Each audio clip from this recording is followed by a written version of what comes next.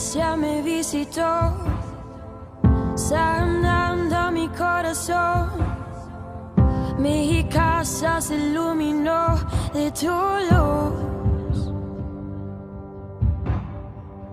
Hablaste a mi corazón, tu voz me dio dirección. Camino al amparo de tu luz.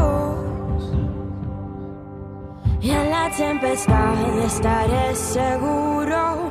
Tú me sostendrás con tu brazo fuerte. Tú, mi buen pastor, guiarás mis pasos, cuidarás de mí. En la tempestad estaré seguro. Tú me sostendrás con tu brazo fuerte. Tú, mi buen pastor, guiarás mis pasos, cuidarás de mí. Tu gracia me visitó, sanando mi corazón. Mi casa se iluminó de tu luz. Hablaste a mi corazón, tu voz me dio dirección. Camino al amparo de tu luz. En la tempestad estaré seguro. Tú me sostendrás con tu brazo fuerte. Tú, mi buen pastor, guiarás mis pasos, cuidarás de mí. En la tempestad estaré seguro. Tú me sostendrás con tu brazo fuerte. Tú, mi buen pastor, guiarás mis pasos, cuidarás de mí.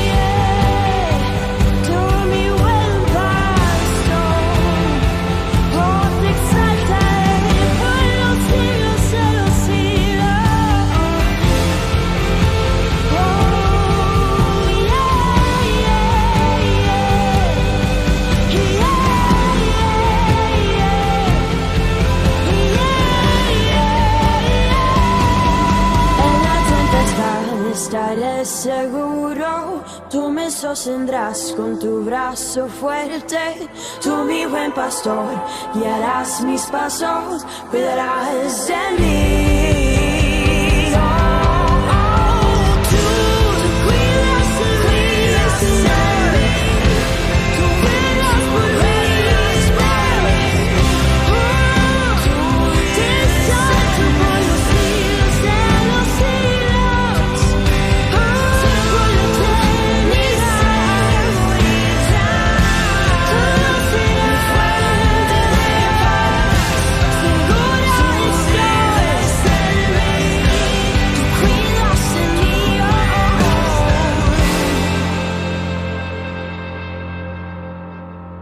En tu presencia, oh, tu amor puedo sentir, Señor. Oh, no importando la situación en la que te encuentres, el Señor será presente, el Señor será presente.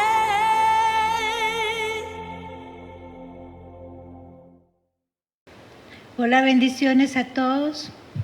Espero en el Señor Jesucristo que cada uno se encuentre bien que la presencia de nuestro Dios esté en cada casa, en cada hogar, que la paz de Dios esté sobre ustedes en estos tiempos. Hoy vamos a celebrar la Cena del Señor.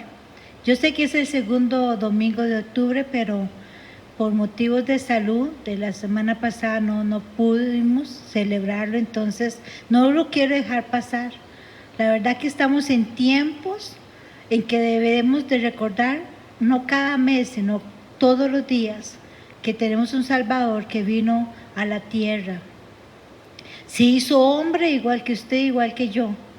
Se hizo un ser humano con nuestras debilidades, con nuestras emociones, sentimientos, y que dice Hebreos que pasó por todas las cosas que podemos pasar nosotros y que aún se mantuvo en obediencia con Dios.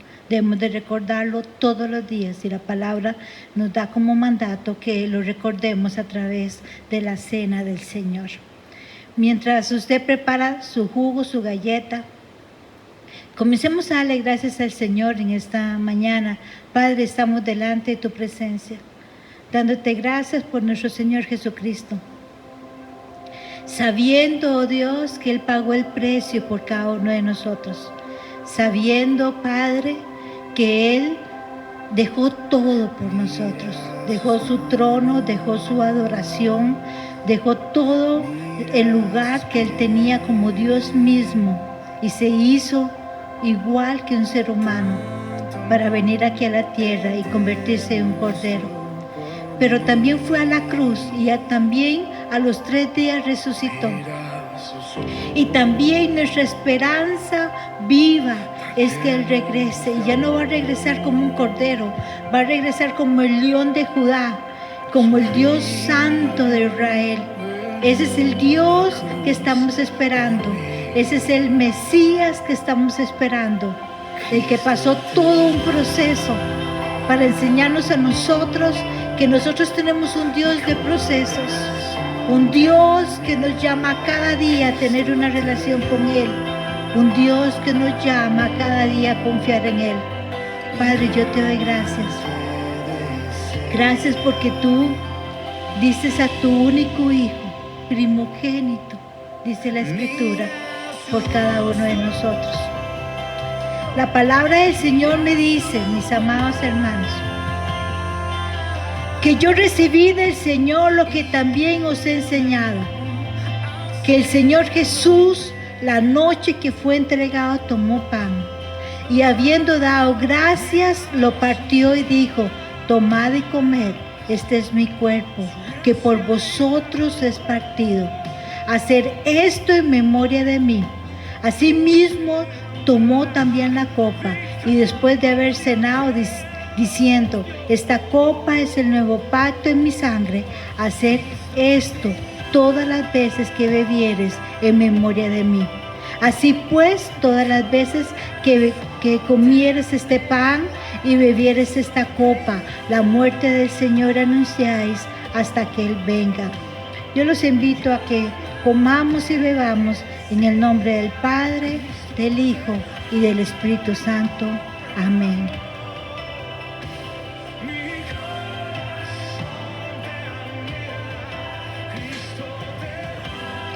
Amén, mis amados hermanos. Les mando un abrazo de aquí desde el Templo Dulce Refugio.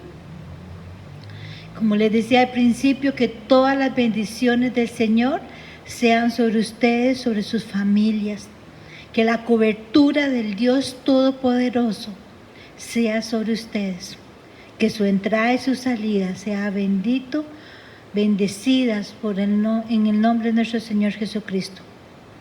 Vamos a entrar a la palabra rápidamente y seguimos con el tema.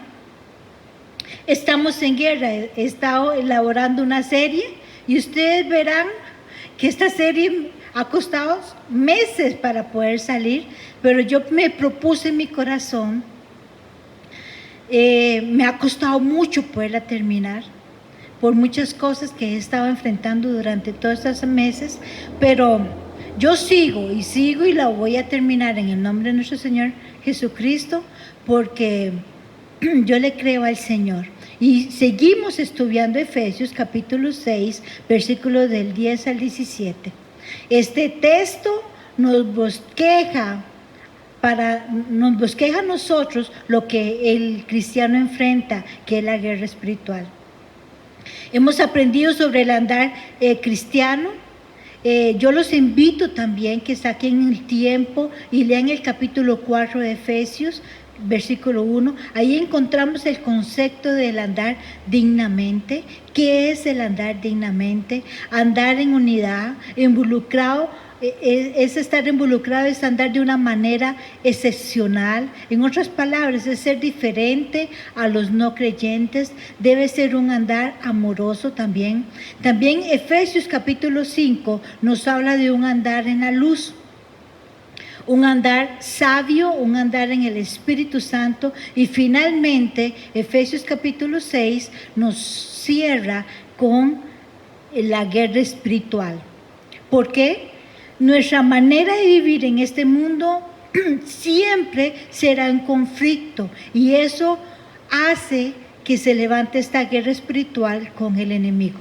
También hemos visto que no podemos tener temor o volvernos personas negativas o fatalistas, porque la victoria es nuestra. No podemos ser alguien que siempre está con temor y que todo lo que pasa alrededor es culpa del enemigo. No, la palabra no nos enseña eso. Vimos en Romanos 8:31 lo que dice. Dice, ¿qué pues diremos a esto? Si Dios es por nosotros, ¿quién contra nosotros? El que no escatimó a su propio Hijo, sino que lo entregó por todos nosotros, ¿cómo no nos dará Él todas las cosas? En otras palabras, ¿qué está diciendo Pablo a los romanos y a nosotros? ¿Quién nos puede derrotar? ¿Acaso Dios, quien nos dio a Cristo, no nos dará todos los recursos necesarios para ganar la batalla, para poder permanecer firmes? Que ese es el tema del capítulo 6 de Efesios. ¿Cómo permanecer firmes en una guerra con un enemigo que no se da por vencido y que él va a ser la vía de trocitos al creyente verdadero? ¿Por qué? Porque él no acepta su derrota. Eso lo vimos en prédicas pasadas. Y sigue diciendo Romanos capítulo 8, versículo 33. ¿Quién acusará a los escogidos de Dios? Dios es Dios el que justifica. En otras palabras, ¿quién va a oponerse a nosotros? Si Dios es la corte más elevada y Dios dice que somos justos, ¿quién nos va a acusar? Sigue diciendo Romanos capítulo 8, versículo 34. ¿Quién es el que condena? Cristo, quien murió, más aún el que también resucitó. Si Él resucitó para nuestra justificación, el punto es, mis amados hermanos, que si Dios es la corte más elevada y si Cristo es el juez más grande y nos ha declarado justos, ¿quién nos condena? Nadie, dice la palabra. Romanos 8:35 es un versículo que realmente si usted no lo hace, deberías recitarlo todos los días de tu vida, hasta tenerlo en tu mente y en tu corazón. ¿Quién nos separará del amor de Cristo? Tribulación, aflicción, persecución, hambre, desnudez, peligro o espada. En todas estas cosas, dice la palabra, somos súper conquistadores mediante el que nos amó. Somos más que vencedores por medio de aquel que nos amó. Dice, ¿quién? Es la pregunta. Y esta mañana yo te lo traigo a ti. Te pregunto, ¿quién te puede separar del amor de Dios? La situación, la crisis, la pandemia, una enfermedad. ¿Qué es lo que te puede separar del amor de Dios? La palabra dice que nada. El único que puede, por nuestro propio albedrío, somos nosotros mismos. Pero sigue diciendo Romanos 8:38, por lo cual estoy seguro, es decir, Pablo le está diciendo a los romanos en mí no hay duda, en mí no hay una sola duda, ni que la muerte, ni la vida, ni ángeles, ni principados, ni potestades, ni lo presente, ni lo porvenir, ni lo alto, ni lo profundo, ninguna otra cosa creada nos podrá separar del amor de Dios que es en Cristo Jesús, Señor nuestro. ¿Qué es lo que está diciendo Pablo? Que no hay nada ni espiritual, no hay nada físico o humano que podamos decir que por tal cosa yo me aparté del Señor, que por tal cosa yo dejé los caminos del Señor. Dice, somos más que victoriosos. Para eso tenemos que venir entonces, si queremos tener una vida victoriosa, donde podamos levantarnos todos los días y declarar en mi corazón, con mi boca, en mi mente, frente a las situaciones que se puedan estar viviendo o frente a un enemigo que quiere complicarnos la vida cristiana, puede decir, ni la muerte ni la vida, ni los ángeles, ni principados, ni potestades, ni lo presente ni lo porvenir, ni lo alto ni lo profundo, ni ninguna otra cosa creada podrán separarme del amor de Dios que es en Cristo Jesús, Señor nuestro. Para yo poder vivir una vida como el Señor desea que la vivamos, según Romanos 8, 31 al 38, definitivamente yo tengo que ir diariamente a Efesios capítulo 6 y apropiarme entonces de lo que es la armadura de Dios, de todos estos temas que hemos estado hablando sobre guerra espiritual. Dios va más allá entonces de ganar una batalla, de poder permanecer firmes y de poder llevarnos, y Dios va más allá de poder decir nosotros somos victoriosos. Y les voy a decir por qué, mis amados hermanos, es que lo que Dios quiere que experimentemos y entendamos cuando nosotros tomamos nuestra armadura, que fue hecha para nosotros. A nuestra medida, usted no puede usar mi armadura, ni yo puedo usar su armadura. La armadura fue entregada cuando aceptamos al Señor Jesucristo en nuestra vida. Dios quiere ir más allá. Y es que no solamente que seamos victoriosos en medio de la batalla, que podamos permanecer firmes contra los ataques del enemigo, sino que podamos llevarnos el botín. Y ustedes dirán, ¿cómo el botín? ¿De qué? Y quiero llevarlos a la palabra que nos da un ejemplo sobre qué es ese botín que está hablando la palabra. En 2 de Crónicas 20:22 encontramos la historia de Josafat. Era el que guiaba a Israel en una gran celebración de victoria. Y dice en el libro de 2 de Crónicas 20:22, dice, cuando comenzaron a entonar cánticos de alabanza, dice, Dios puso los enemigos a matarse entre ellos. Mientras que Israel alababa a Dios, ni siquiera usaron armas. El pueblo de Israel vieron que había muchas riquezas y muchos muertos. Dice la palabra en 2 de Crónicas capítulo 20, yo lo invito a que usted lo busque, lo lea. Dice que duraron 3 días para recoger el botín. Recogiendo el botín. Y el 4.º día dice que Josafat y todo el pueblo de Israel, cuando vieron que sus enemigos, los multiplicaba en número, se mataron entre sí mientras ellos adoraban a Dios y alzaban alabanzas y cánticos al Señor. Dice que el 4.º día Josafat y el ejército de Israel se reunió en el valle que le pusieron Beraca, llamado ese valle así. Ahí, porque volvieron a Jerusalén con gran regocijo, porque Jehová les había librado de sus enemigos. Y quiero hacer un hincapié aquí. Cuando yo llamo, que no solamente el Señor quiere que vivamos como conquistadores, victoriosos, en medio de las batallas, en medio de lo que el enemigo quiere enfrentarnos, que enfrentemos, sino que también poder permanecer firmes en medio del combate, pero también Dios quiere que recojamos el botín. Vean que el botín para Dios y para nosotros es como lo que está hablando aquí, 2 Crónicas, capítulo 20. Ellos recogieron mucho durante 3 días, todo el botín de oro, de ropas y todo lo que el enemigo tenía, pero va más allá. Dice que se juntaron en el valle de Beraca y llamaron así este valle, porque Jerusalén regresó con gran regocijo, porque Jehová los había librado de sus enemigos.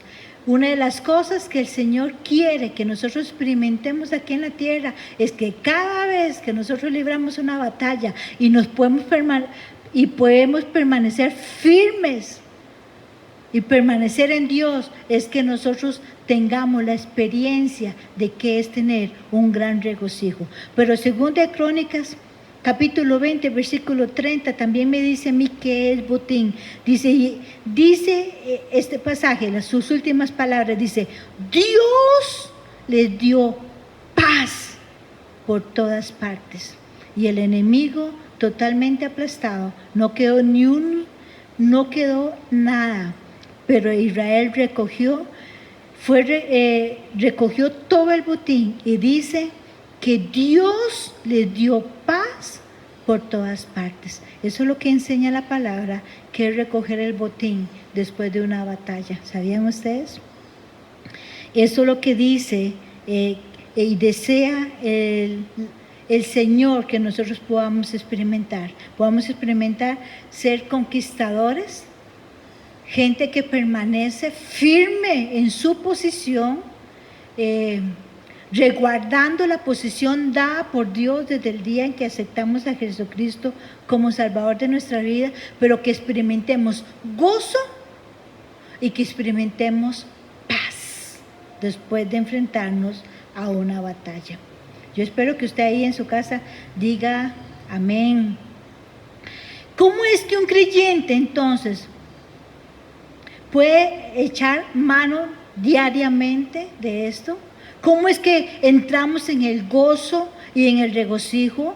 ¿Cómo entramos en este tipo de experiencias que tuvo Josafat en 2 Crónicas, capítulo 20? ¿Cómo es ese entonces cuando Israel ganó la batalla? ¿Cómo conocemos el mismo gozo o lo experimentamos? ¿O experimentamos la misma emoción, la misma bendición de que la batalla sea peleada por el Señor? Porque por eso ellos se regocijaban. Por eso ellos sentían paz por todos lados. ¿Por qué? Porque ellos no tuvieron que usar ni una sola arma humana para poderle ganar al enemigo. Ellos se regocijaron al ver que el Dios de ellos peleó por ellos. E hizo que el mismo enemigo se matara entre sí. Eso es lo que deberíamos. ¿Cómo? Es decir, ¿cómo hago? Y entonces vuelvo a la clave, y la clave la encontramos definitivamente en Efesios capítulo 6. Lo primero que vimos y el primer tema que encontramos en Efesios capítulo 6 sobre la armadura del creyente, de la armadura de Dios en el creyente, era el versículo 6:14, dice: habiendo ceñido vuestros lomos con la verdad.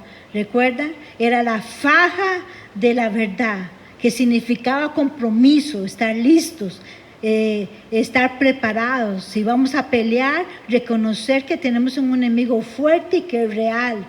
El segundo tema que vimos se llamaba la coraza de justicia, que significaba la santidad personal, una vida justa, que si entra pecado en nuestra vida, podamos confesarlo, podamos arrepentirnos y no volvamos a él, ni practicar ese pecado en cual caímos en esa trampa. De esa manera mantenemos la coraza de justicia, cubriendo nuestras áreas vitales. Espero que ustedes se acuerden cuáles eran nuestras áreas vitales, nuestro corazón y nuestras entrañas o todo lo que es la parte del estómago. ¿Qué significaba esto? Que nuestro corazón representaba nuestros pensamientos, lo que sentimos, de la manera en que nuestros pensamientos y sentimientos están protegidos por la santidad y la justicia de Dios. Y en el versículo 15 vimos el último tema, que era calzados los pies con el apresto del Evangelio de la paz. Y eso, lo que vimos durante toda esa hora, fue permanecer firmes en pie, sobre todo en paz con Dios. Porque si no logramos tener la paz con Dios, jamás vamos a lograr tener paz con los demás, ni con nosotros mismos. Y hoy entramos entonces a Efesios capítulo 6, versículo 16. Dice, sobre todo, tomad el escudo de la fe, con que podáis apagar los dardos, todos los dardos de fuego del maligno. Y se lo leo en la versión viviente, dice, además de todo eso, o sea, además de todo lo demás, que era el cinturón, que era la coraza, que era el calzado, además de todo eso, dice, levanten el escudo de la fe para detener las flechas encendidas del enemigo. Dice claramente que sea lo que sea, este escudo de la fe es suficiente para apagar todos los dardos del enemigo. Y hablemos un poco entonces de lo que usaba el ejército romano. El ejército romano, dependiendo de la pelea, usaban diferentes escudos. Ahí les van a poner una foto de diferentes escudos de lo que se usaba en esa época. Usaba un escudo redondo, pequeño, como una especie de disco curvo en las orillas. Se amarraba al brazo izquierdo del soldado.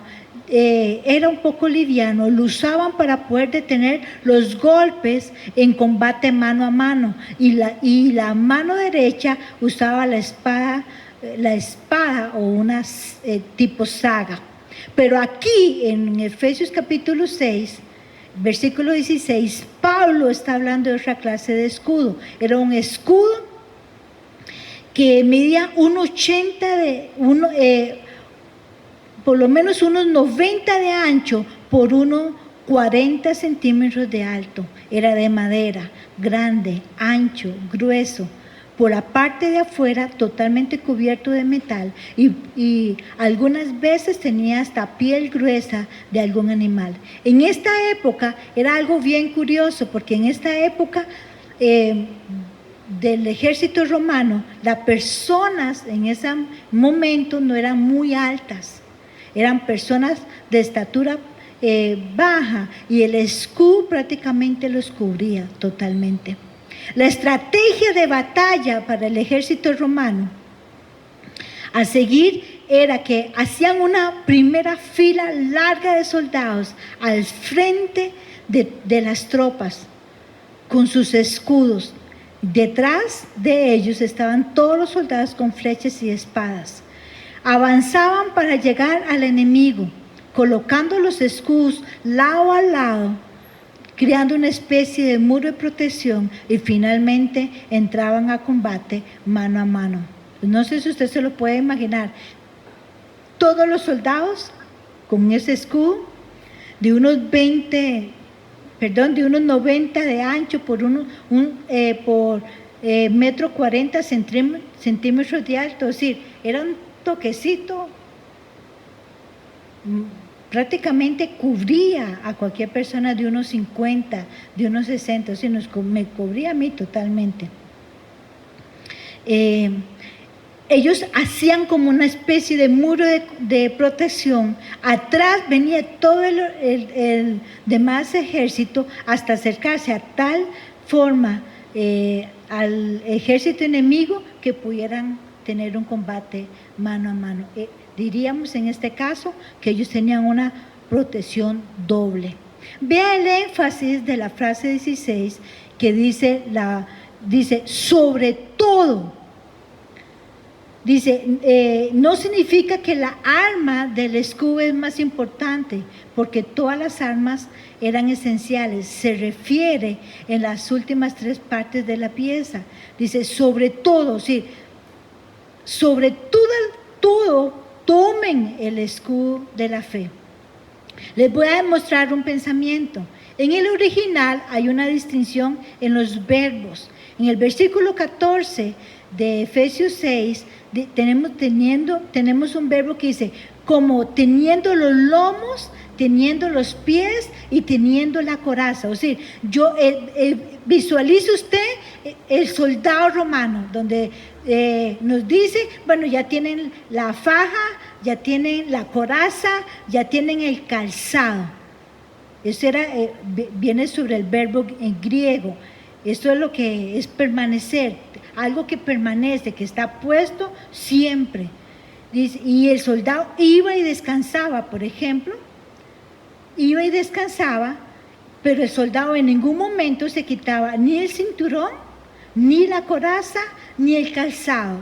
Lo tenía puesto todo el tiempo, porque estaba comprometido, porque tenía santidad absoluta, porque estaba firme y vivía en paz con Dios, que es lo que significan las 3 cosas. Pero cuando la batalla arreciaba, la batalla se ponía muy dura, ahí es donde entra el versículo 16 de Efesios 6, que indica que él tomaba su escudo, y su casco y su espada, o sea, las últimas 3 piezas de la armadura. ¿Cuándo? Dígalo usted en su casa, cuando la batalla arreciaba, ¿sí? Cuando ya estaba poniéndose muy pesada el asunto, ya él tenía 3 piezas de la armadura puestas que nunca se quitaba, pero cuando arreciaba era en el momento en que tomaba entonces el escudo. Entonces las 3 primeros elementos del escudo, de la armadura, son una preparación a largo plazo. Así es lo que lo conocemos dentro de teología. Tanto la faja o el cinturón, la coraza y el calzado es una preparación que a largo plazo siempre está ahí. Las últimas 3 son una preparación inmediata. Usted puede visualizar los jugadores de fútbol americano.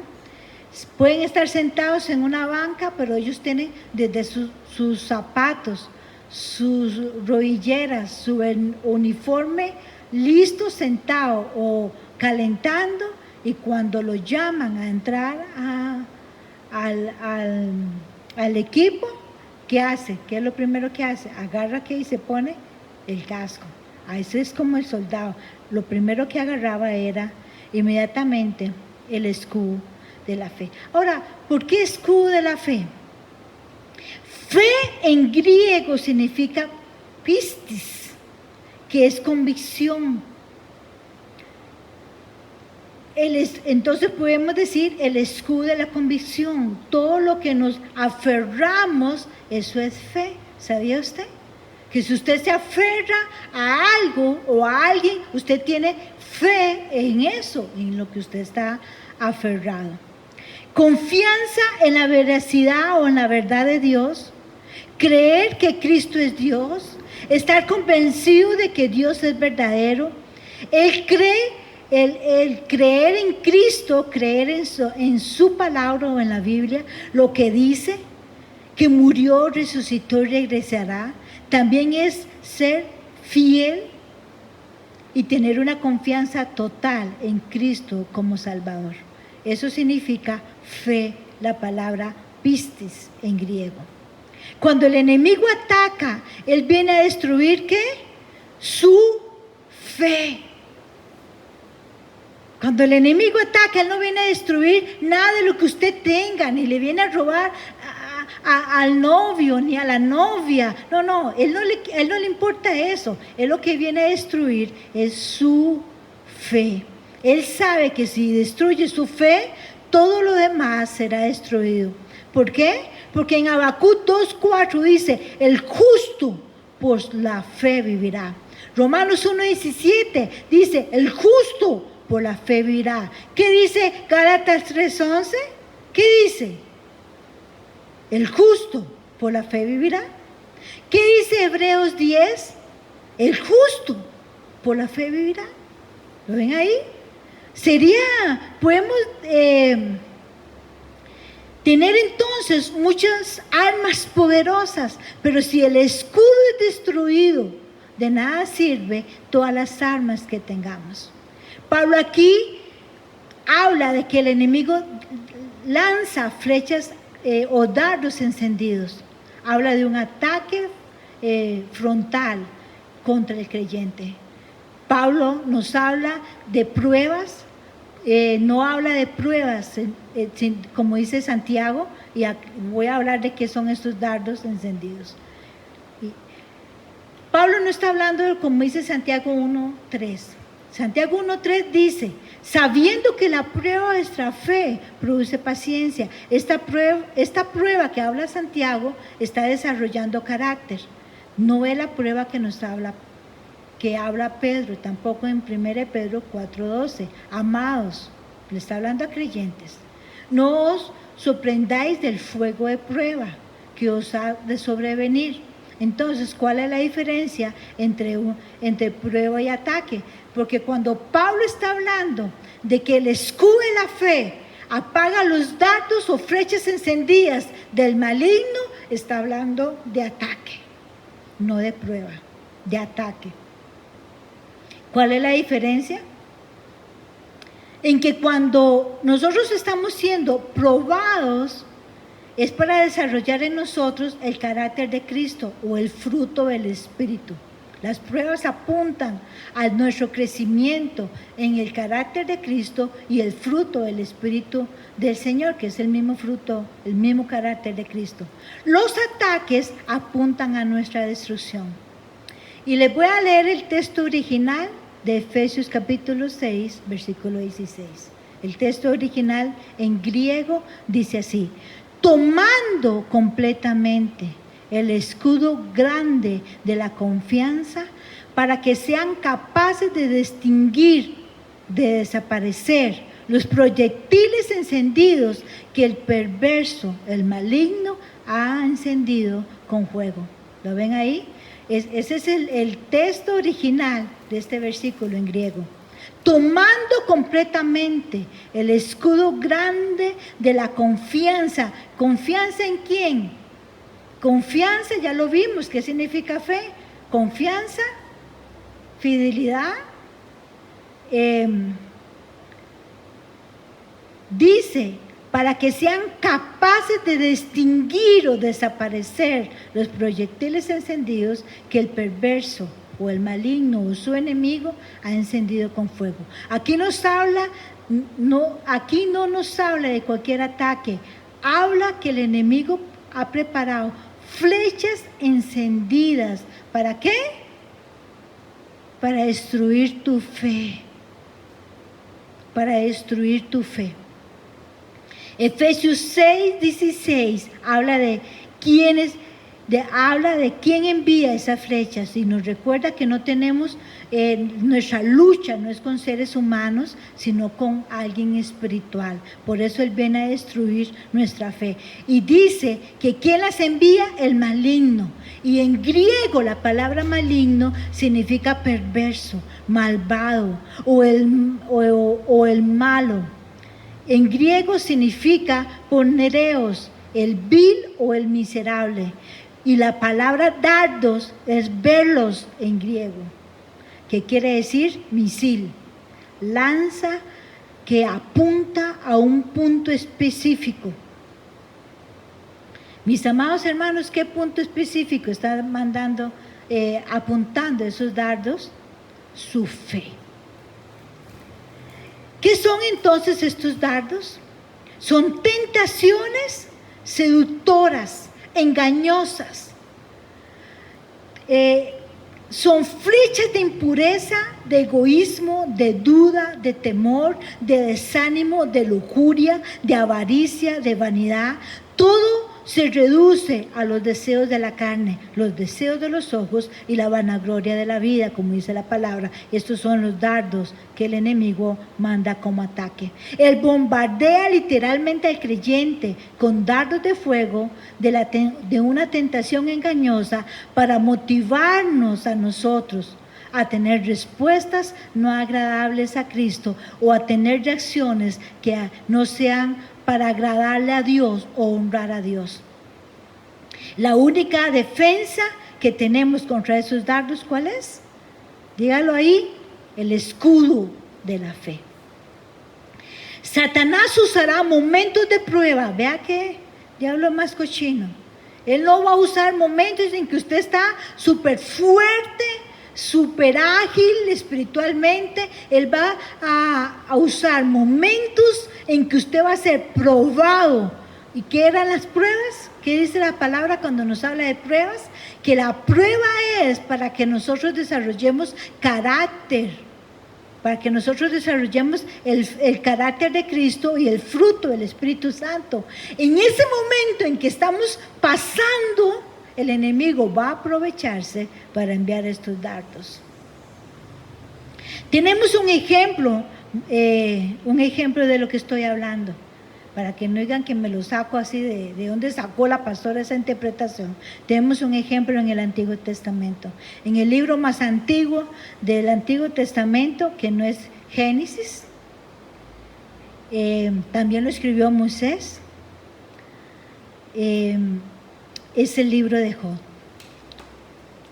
El libro de Job nos cuenta la historia en Job capítulo 1, versículo 6, que todos los hijos de Dios, entre ellos el diablo, vinieron a reunirse al cielo. Y entonces el enemigo o el diablo, Satanás, el nombre que usted quiera ponerle, dice que comienza una conversación con Dios. Y en Job 1:7 dice, Dios le dice a Satanás, ¿de dónde vienes? Y Satanás le responde, de rodear la tierra. Entonces Dios le dice, ¿has considerado a mi siervo Job? No hay otro hombre como él, no hay otro varón perfecto y recto, temeroso de Dios y apartado de mal. Entonces Satanás inmediatamente contesta, sí, Job tiene una buena razón para tener o honrar a Dios. Y dice Satanás en el versículo 10, siempre has puesto un muro de protección alrededor de él, de su casa, de sus propiedades. Lo has hecho prosperar en todo, como diciéndole, y claro, ¿cómo no te va a temer? ¿Cómo no va a ser perfecto? ¿Cómo no va a ser recto? ¿Cómo no va a estar apartado del mal? Si tú lo tienes rodeado de una protección especial. Y el versículo 11 dice, le dice Satanás, le pide Satanás permiso a Dios y le dice, y Dios le contesta, extiende ahora tu mano y toca todo lo que tiene y verás si no blasfema contra ti. Y tu misma presencia, le dice Satanás a Dios. En estas palabras, si me permites lanzarle flechas, es lo que está diciendo el enemigo, mis amados hermanos. Satanás le está diciendo a Dios, si tú me permites, Dios, lanzarle flechas encendidas, ¿sabe qué va a hacer Job? Va a negar tu fe en ti. ¿Cuál era? ¿Recuerda la palabra fe en griego? Que significa la palabra pistis, convicción, a algo donde yo me agarro fuerte, me aferro. Satanás no le está diciendo, Satanás le está diciendo, claro, él es fiel, él confía en ti porque tiene esto, porque tiene lo otro, porque está prosperado en todo. Entonces dice todo el capítulo 1 de Job, dice, Dios le permitió entonces al enemigo atacar a Job. ¿Y qué atacó? ¿Su vida de oración? No atacó su vida de oración. ¿Qué atacó? El tiempo que pasaba con Dios, no lo atacó. Satanás atacó lo que se ve, mis amados hermanos. ¿Qué es lo que se veía en la vida de Job? Sus hijos. Todo lo que tenía económicamente. y su salud. En un día, dice la palabra, que perdió todas sus riquezas. Al otro día perdió toda su familia y al otro día perdió toda su salud. Fue atacado de una manera increíblemente fuerte. Y dice, y la conversación que tuvo Dios con el enemigo no fue sobre ni finanzas, ni sobre su familia, ni sobre su salud, fue sobre su fe. ¿Por qué? Porque el enemigo sabía o creía que si Job se le iba a quitar su familia, todo lo que tenía materialmente y su salud, eso era la fe que él tenía en esas cosas, que él estaba agarrado de eso, por eso adoraba a Dios. Pero no, Job se quedó sin hijos, pero su fe se mantuvo firme, no había perdido la batalla. Si él perdía su integridad física, pero no perdía su fe, Job no había perdido la batalla. Perdió dinero, perdió propiedades, perdió todo económicamente, pero no perdió su fe. Su batalla no estaba perdida. Pero ¿qué pasa con nosotros, mis amados hermanos? Traigámoslo y aplicámoslo en nuestra vida. Creemos que nuestra fe, en lo que nosotros estamos agarrados, es lo que tenemos físicamente y lo que podemos ver y lo que podemos tocar. Si tenemos dinero en el banco, ahí estamos bien. Si tenemos salud, estamos bien. Si tenemos familia, estamos bien. Pensamos que perdemos la batalla, mis amados hermanos, cuando perdemos trabajo o cuando no encontramos trabajo. ¿Cierto o no?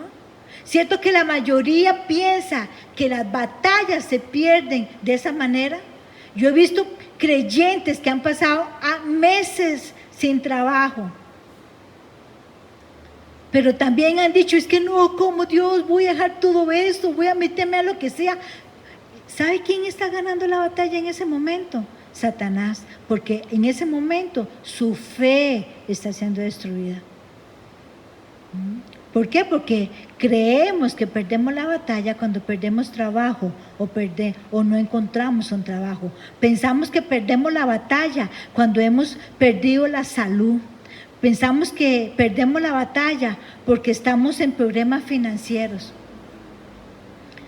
La batalla no se pierde cuando perdemos algo que sea familiar, financiero o físico. Y quiero compartir con ustedes un pensamiento. Dice, la batalla se pierde cuando perdemos nuestra fe en Jesús y cuando dejamos de creerle a Él. Cuando tu defensa, tu escudo está abajo, toda tu vida será fácil de destruir. Te voy a decir algo de parte de Dios, mi amado hermano, y yo espero que en esta mañana usted lo reciba en el nombre de Jesús. El enemigo puede tocar tus finanzas, pero si tu fe en Cristo está firme, eso es tu victoria. Él podrá tocar tu salud, pero si tu fe en Cristo está firme, tienes victoria. Él podrá tocar tu familia, podrás perder a alguien que tú amas, podrán abandonarte. Pero si tu fe sigue firme en Cristo Jesús, después de haber sido abandonado, de haber sido rechazado o dejado, tu fe permanece firme, tendrás la victoria en Cristo Jesús. La palabra dice que Job vio la victoria en el capítulo 42:12, en la nueva versión viviente, dice, así que el Señor bendijo a Job. Y lo escribí este versículo, mis amados hermanos. ¿Saben por qué? Porque hay una promesa que yo no sé usted en este momento qué está pasando, pero yo este versículo lo hice mío hace más de 13 años. Este versículo llegó hasta lo más profundo de mi ser y yo me agarré de esta promesa que Dios decía, porque yo sabía muy bien que todo lo que había vivido antes de esos años, había soportado todo, pero mi fe se había mantenido y Dios me decía, estás en victoria, aunque el mundo diga que no, aunque el mundo diga que perdiste, aunque Satanás diga que eres una fracasada, aunque Satanás diga que van a venir momentos peores, tu fe en mí, tu convicción, tú te agarraste de mí de tal forma que toma esto. Y dice Job 42:12, así que el Señor bendijo a Job la segunda mitad de su vida, aún más que al principio. ¿Por qué? Porque perdió todo lo que era financiero, perdió toda su familia, perdió su salud. Y no duró un día para otro para recuperarlo, duró su proceso de aguante, pero mantuvo su fe firme en el Dios que dijo, antes de oídas te había oído, ahora mis ojos te ven. Ese es el Job que está hablando la palabra. Ese es el hombre que vio la victoria porque pudo perderlo todo, pero no perdió su fe. Se le enviaron todos los dardos encendidos de fuego. Destruyó muchas cosas ese fuego, pero no destruyó lo más importante que hay un cristiano, es su fe. Por eso hace 13 años, a mis 42 años, yo agarro esta palabra y digo, y dije, así como Job, empezaba la segunda mitad de mi vida, aún dice, veré la bendición de Dios aún más grande que al principio, en la segunda mitad de mi vida. Comencé la segunda mitad de mi vida hace 13 años y mis ojos han visto al Dios real, al Dios que estoy agarrada a través de mi fe. Enfrento todo igual y que ustedes, pero sigo viendo la victoria porque mi fe se mantiene firme en Cristo Jesús. Te digo a ti, si puedes, de lo que estás viviendo, mantén tu fe firme. Verás la promesa que el Señor hace en la segunda mitad de tu vida. Aún serás más bendecido. Aún serás más bendecido. Y quiero terminar con 3 principios para levantar el escudo de nuestra fe. Vuelvo a repetir Efesios 6:16, donde dice, además de todo, levanten el escudo de la fe para mantener las flechas encendidas del enemigo. Número 1, mantén tu fe en Cristo. Dígase ahí en la casa, yo lo voy a decir, Sandra, diga su nombre, mantén tu fe en Cristo. El Salmo 28:7 dice, Jehová es mi fortaleza. ¿Quién es su fortaleza en estos meses? ¿Quién ha sido su fortaleza? Él es mi escudo. En Él confía mi corazón. Y fui ayudado por lo que se gozó mi corazón. Y en mi cántico le alabaré. ¿Cuál es su escudo? ¿El dinero? ¿Las posiciones? ¿Su cónyuge? ¿Su novio? No. Dice la palabra, Jehová es mi escudo.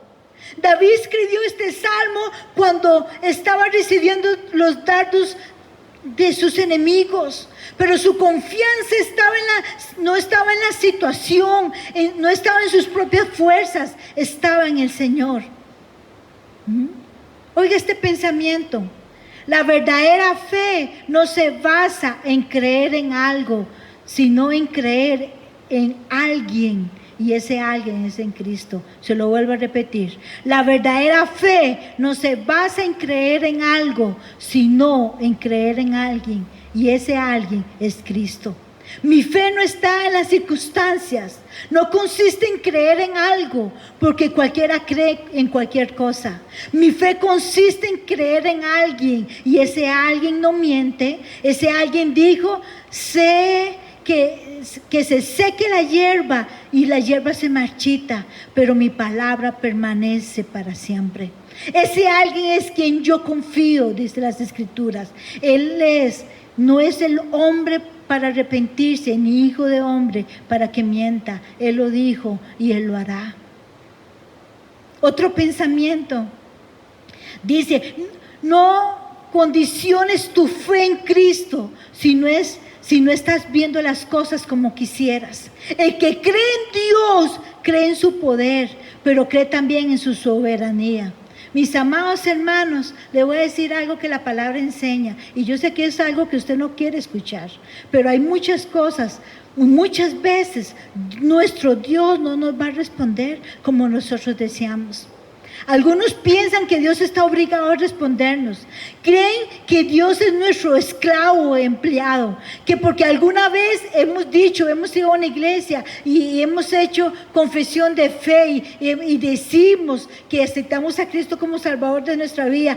Creemos que Dios está obligado a hacer las cosas como nosotros queremos.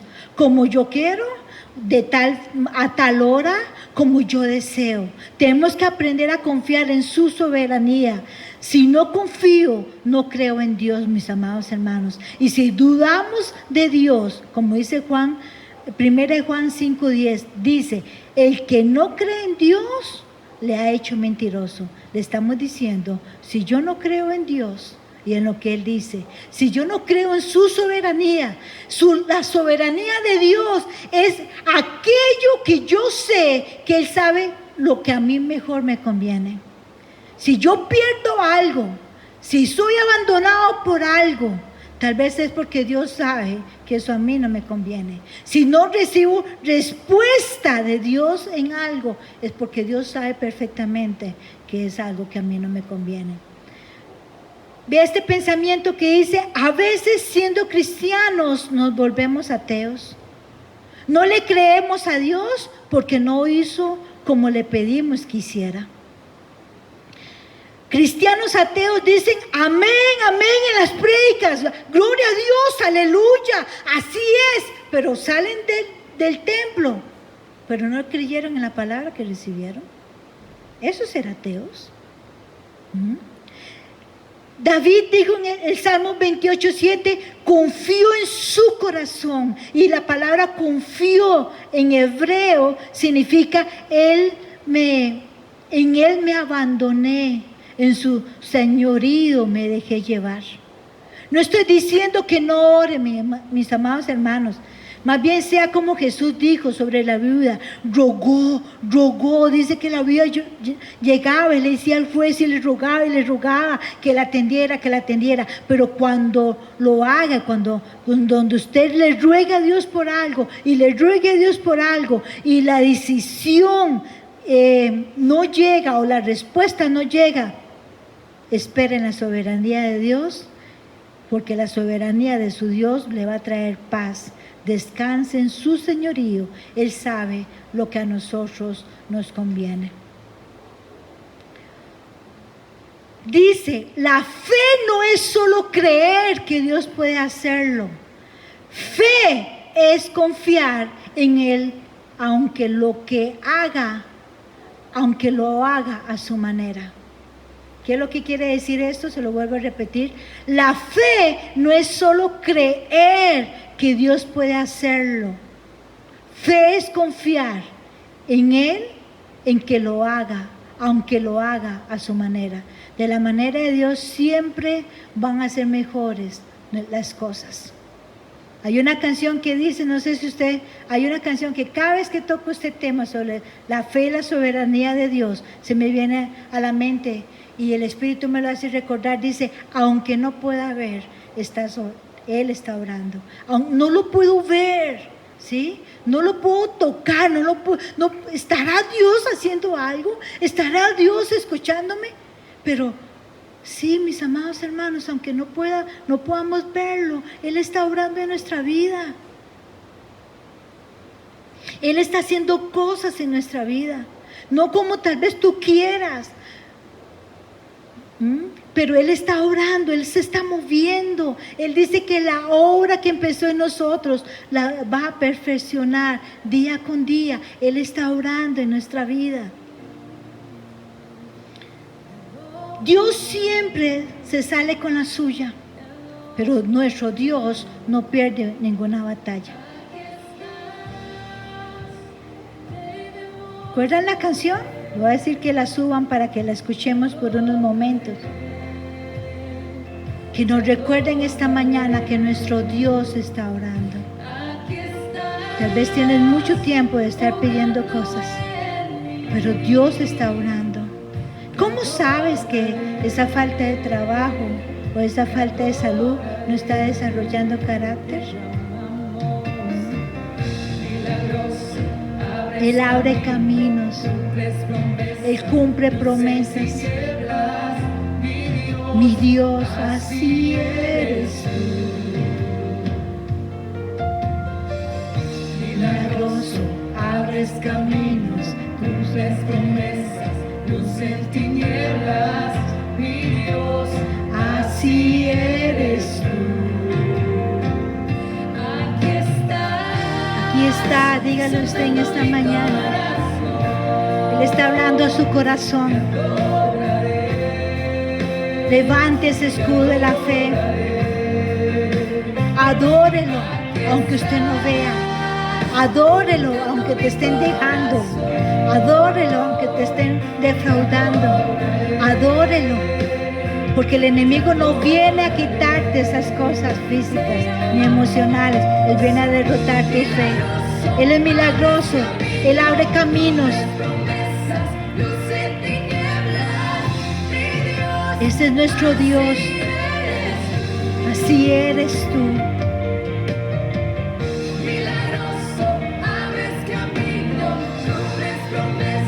Aunque no podamos ver, Él está orando en nosotros. Él se está moviendo. Él no pierde ninguna batalla.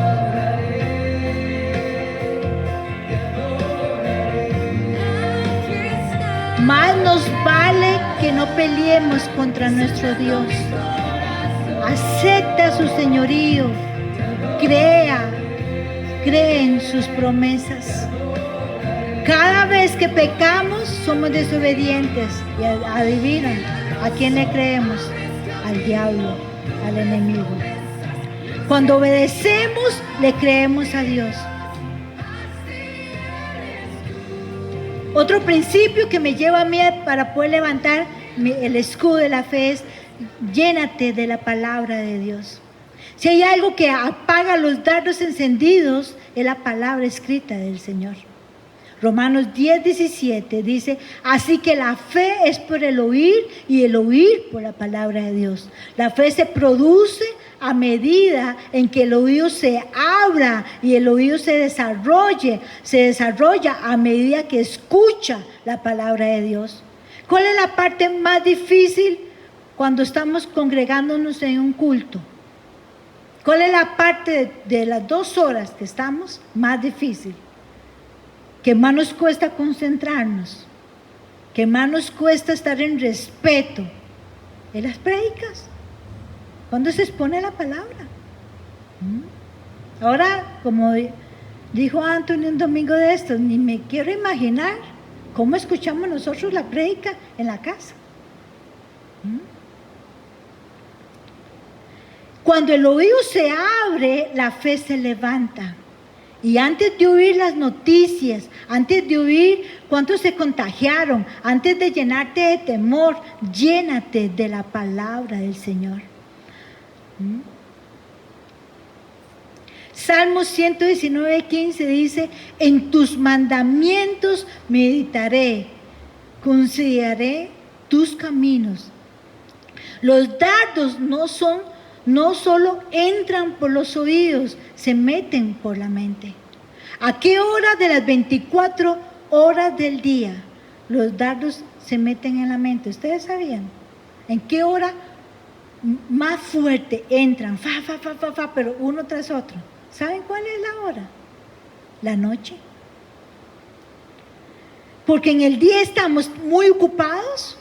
Entonces, cuando viene la noche y es la hora de descansar o ir a dormir, esos dardos son lanzados y son producidos más todavía. Y no manda uno, manda miles, ¿sí? A la hora de la noche antes de dormir. El Salmo 63:6 dice, cuando me acuerdo de ti en mi lecho. El salmista está diciendo que él se acuerda de su Dios cuando está en su cama. Cuando medite de ti en las vigilias de la noche. En la noche, cuando dormimos, somos fácil presa del enemigo. ¿Sabía usted?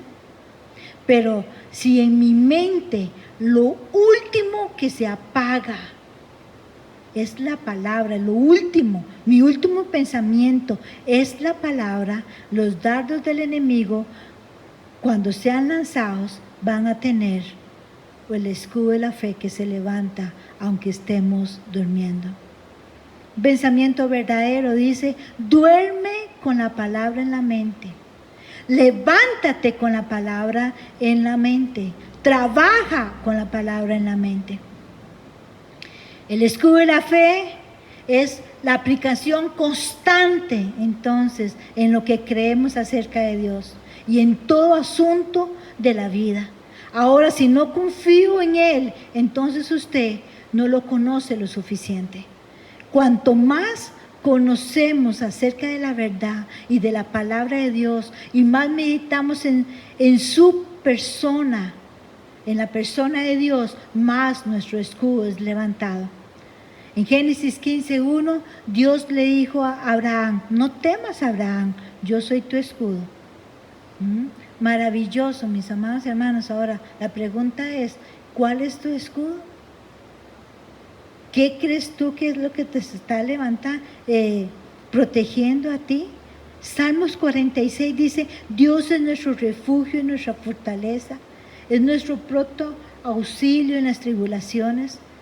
En Proverbios encontramos el versículo que dice, torre fuerte es el nombre de Jehová, a él correrá el justo y no será levantado. ¿Hacia dónde corremos? ¿Hacia dónde corres tú?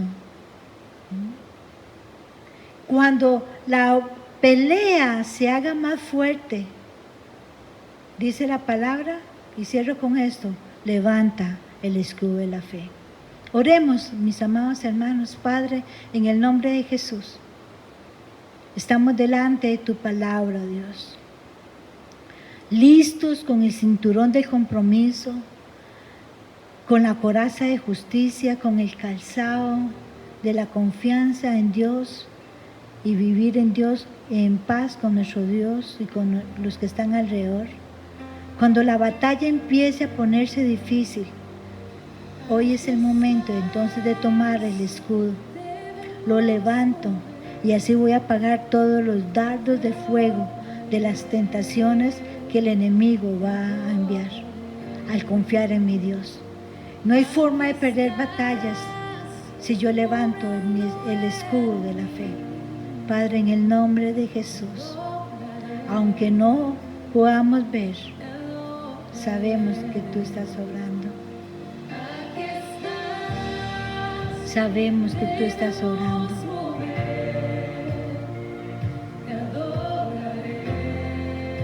Adórele, adórele. Él está ahí donde está usted.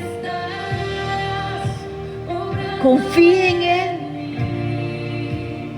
Eso es una arma que el Señor nos ha dado este fin de semana.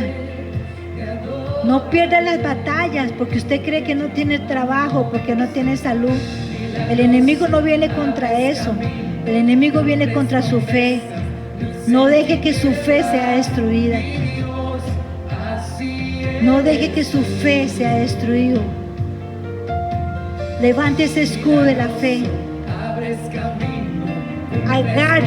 Agárrese del Señor. Así eres tú. Aquí estás, sanando mi corazón. Te adoraré, te adoraré. La fe no es solo creer que Dios puede hacerlo. Fe es confiar en Él, aunque lo haga a su manera. La fe no es solo creer que Dios puede hacerlo. Fe es confiar aunque Él lo haga a su manera y no a la nuestra.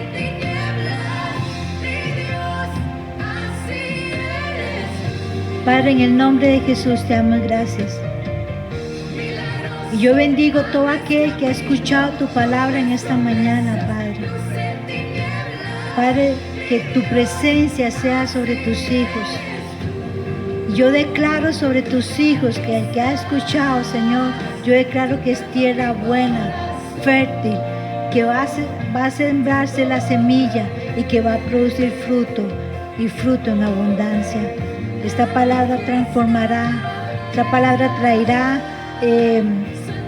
fuerza, traerá fe en saber de que el Dios que nosotros creemos, aunque no lo haga a nuestra manera, sabemos que Él lo sabe lo que más nos conviene. En el nombre de Jesús, mis amados, que tengan un bonito domingo.